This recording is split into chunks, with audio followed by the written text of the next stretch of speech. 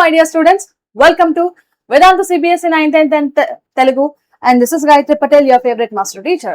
And CBSE board exams ki inka ento time ledu, ee month అయిపోయింది and ఇంకొక 2-3 రోజులలో August start అవుతుంది.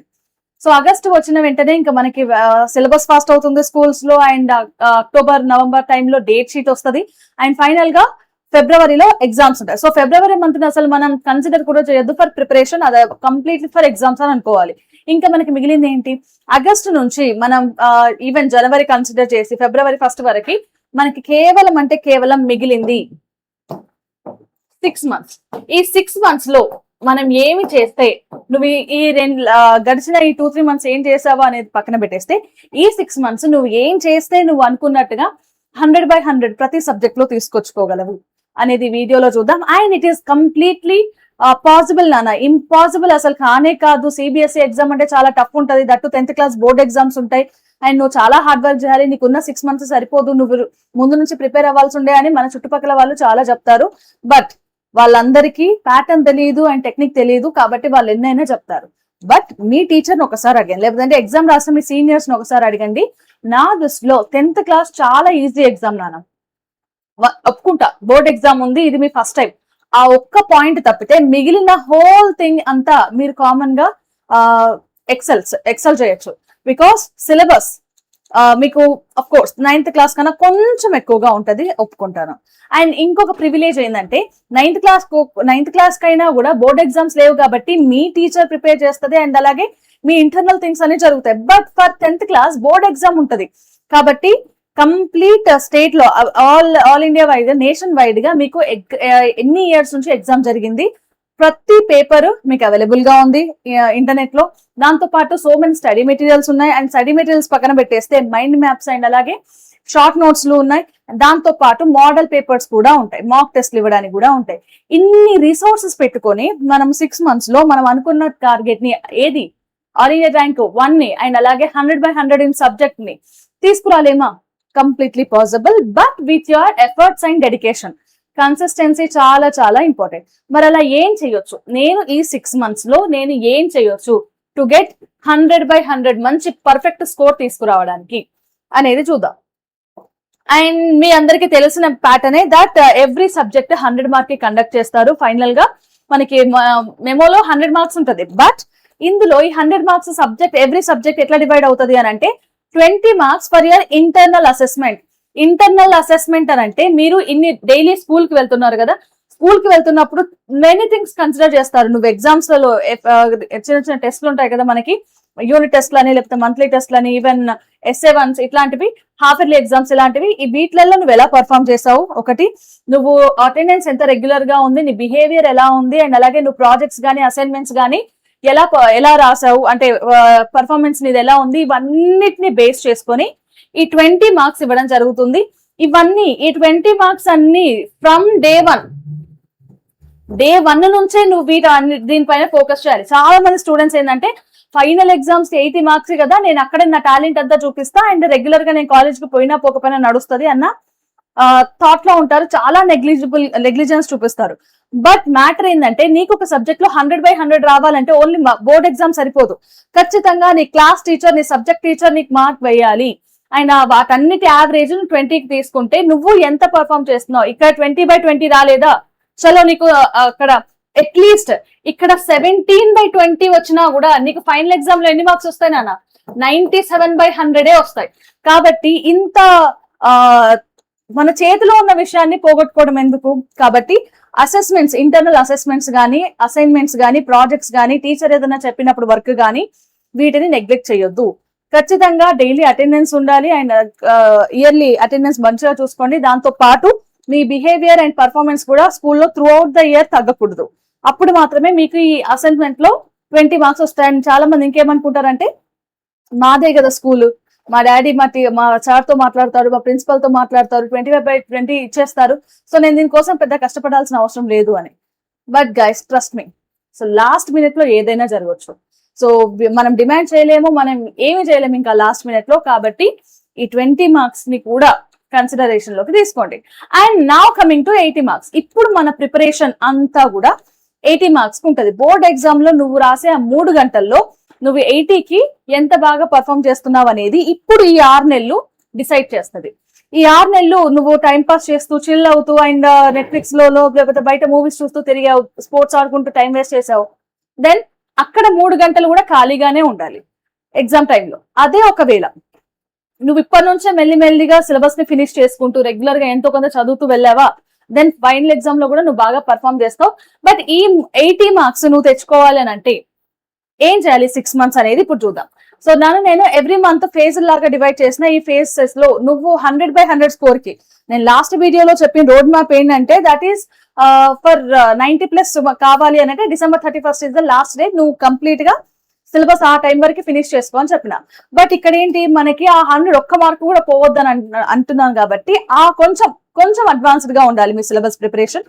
So దానికి కోసం నేను ఇచ్చిన ఫేజెస్ లో ఫస్ట్ ఇక్కడ phase 1 లో ఏంటి అన్నానా, ఆగస్ట్ నుంచి సెప్టెంబర్, మనకి 6 months ఉన్నాయి కదా, 2 months స్లాట్ పెట్టుకుందాం. ఆగస్ట్ అండ్ సెప్టెంబర్ మంత్ లో నువ్వు కంప్లీట్ టెక్స్ట్ బుక్ పైననే డిపెండ్ అవ్వు. టెక్స్ట్ బుక్ లో ఏవేవైతే చాప్టర్స్ ఉన్నాయో అది కూడా high weighted chapters first finish చేయి.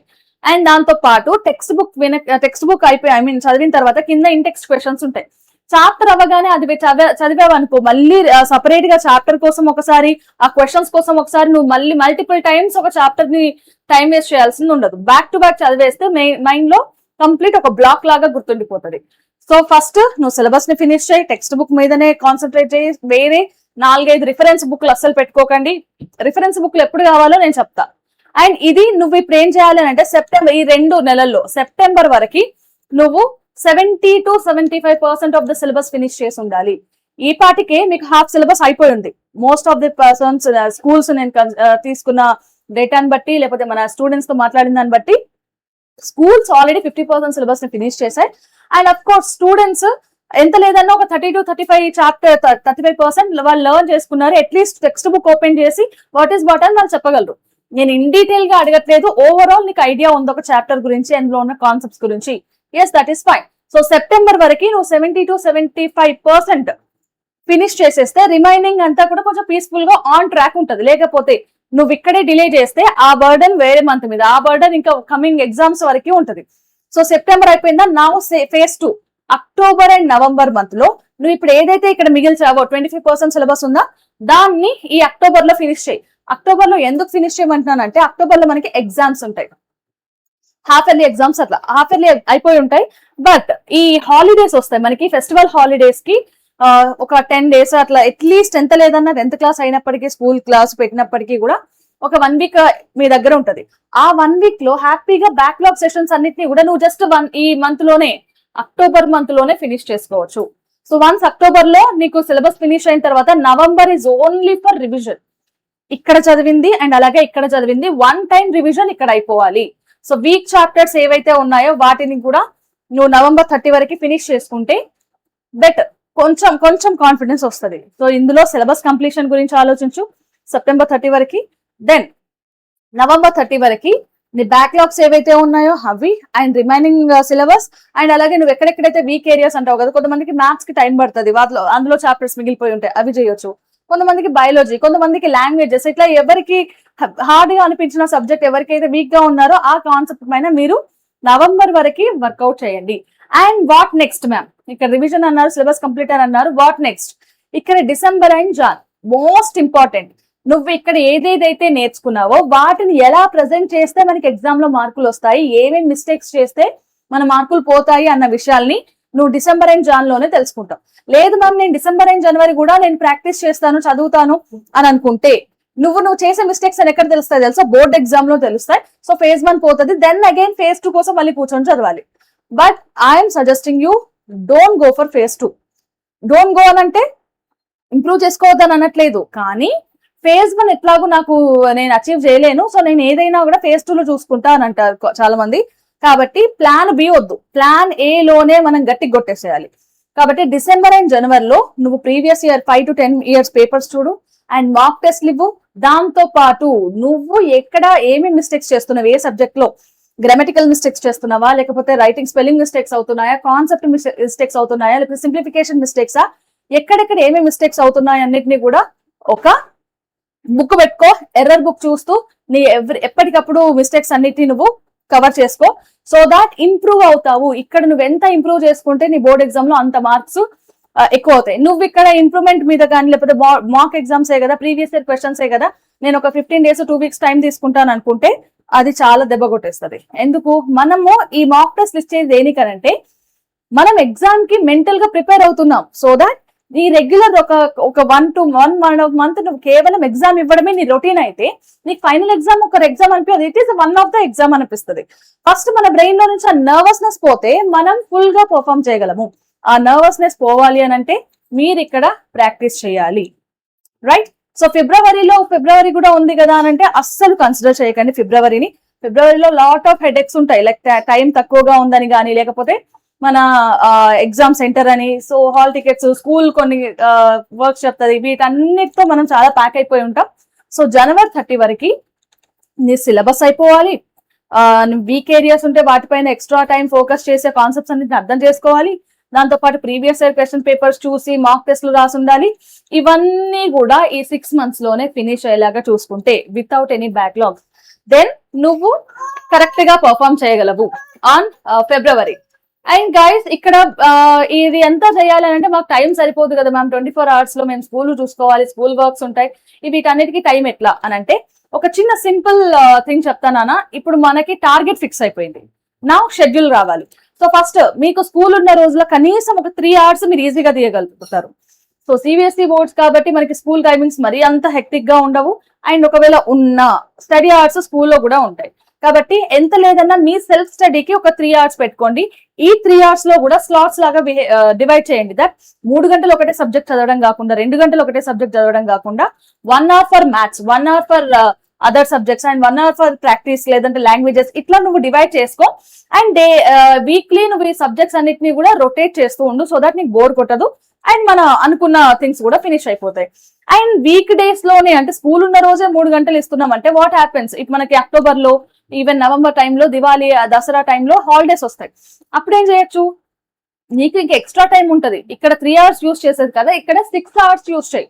అక్కడ 1.5 hour స్లాట్ కానీ లేకపోతే 1 hour slot according to the subject లేకపోతే అకార్డింగ్ టు ద టాపిక్ నువ్వు డివైడ్ చేసుకో. బట్ 6 hours ని నువ్వు కరెక్ట్ గా ప్లాన్ చేసుకొని చదవగలిగితే ఇన్ టైంలో సిలబస్ అయిపోతుంది. అండ్ సండేస్ ఉంటాయి మ్యామ్, సండే కూడా నేను 6 hours స్పెండ్ చేయాలా? లేదు, సండేస్ కి సెపరేట్ టాస్క్ ఉంది. నువ్వు ఈ వీక్ లో ఏవేవైతే చదివావో వాటన్నిటిని ఒకసారి రివైజ్ చేయి. అండ్ వాటన్నిటి మీద కనీసం ఒకటన్నా పేపర్ ఇవ్వు, ఒక ఎగ్జామ్ అన్నా ఇవ్వు, సో దాట్ నీకు ఈ రైటింగ్ ప్రాక్టీస్ తో పాటు స్పీడ్ కూడా పెరుగుతుంది, రైట్? ఇదంతా మెయిన్ చూసుకోవాల్సింది. సరే, వీటి మీదనే కాన్సన్ట్రేట్ చేసి సరిగ్గా ఫుడ్ తినకపోవడం, లేకపోతే ఫిజికల్ గా యాక్టివ్ గా ఉండకపోవడం, దెన్ స్లీప్ లేకపోవడం, ఇట్లాంటివన్నిటి మీద కాన్సన్ట్రేట్ చేస్తే మీరు వీటిపైన మీ హెల్త్ పైన కాంప్రమైజ్ అయితే మీ మార్క్స్ పైన కూడా కాంప్రమైజ్ కావాలి. మిమ్మల్ని మీరు ఎంత స్ట్రాంగ్ గా ఎంత హెల్దీగా ఉంచుకుంటే మీ మార్క్స్ అండ్ మీ పేపర్ ఇచ్చేటప్పుడు కూడా అంతే హెల్దీగా పర్ఫామ్ చేస్తారు, మంచి మార్కులు వస్తాయి, రైట్? సో ఇప్పుడు నేను ఏమని చెప్పినా, ఫస్ట్ NCERTని చదవండి, సిలబస్ మొత్తం ఫినిష్ చేయండి. దాని తర్వాత వాటిని ఖచ్చితంగా మీరు ఎగ్జామ్ వరకు ఎంత లేదన్నా 3 సార్లు రివైజ్ చేయండి. దెన్ మీరు ఎగ్జామ్ రైటింగ్ అనేది ప్రాక్టీస్ చేయండి. ఎంతసేపు ప్రాక్టీస్ చేస్తున్నాం, అఫ్ కోర్స్ మాక్ టెస్ట్ ఇస్తున్నాం అంటే మళ్ళీ మనం సిలబస్ రివిజన్ కిందకే వస్తుంది, అందుకే నేను ఎక్స్ట్రా మెన్షన్ చేయలేదు. బట్ సిలబస్ అయిపోయిన దగ్గర నుంచి మీ ఎగ్జామ్ వరకు ఖచ్చితంగా కనీసం ఒక 3 rounds ఆఫ్ రివిజన్ అనేది ఖచ్చితంగా అవసరం. ఇలా గనక మీరు ఈ 6 months ని కరెక్ట్ గా ప్లాన్ చేసుకొని ఎవ్రీడే టాస్క్ లను మీరు ఫినిష్ చేయగలిగితే you can achieve your target. Not only in 1 subject నానా, అఫ్ కోర్స్ 1-2 subjects లలో అటు ఇటు పోయినా కానీ నువ్వు నీ స్కోర్ ని అందరికన్నా చాలా బెటర్ ప్లేస్ లో ఉంచుకుంటావు. ఓకే, సో ఇట్లాంటి updates and exam related strategies కావాలి అని అంటే నువ్వు ఇప్పుడే మన ఛానల్ ని సబ్స్క్రైబ్ చేసి, వీడియోని లైక్ చేసి, మీ ఫ్రెండ్స్ అందరికి షేర్ చేసి, and stay tuned. So this is all about today's video నానా. సో ఈ వీడియో తర్వాత నువ్వు ఖచ్చితంగా ఒక 1 రోజులు ఈ టైం టేబుల్ ని ఫాలో అయ్యి నాకు నీ ఫీడ్బ్యాక్ చెప్పు, నేను ఎవ్రీ కామెంట్ చదువుతాను. Okay, so fine, will meet you in the next video. Till then keep learning and stay tuned to Vedantu CBSE 9th and 10th Telugu. This is Gayatri Patel, your favorite master teacher.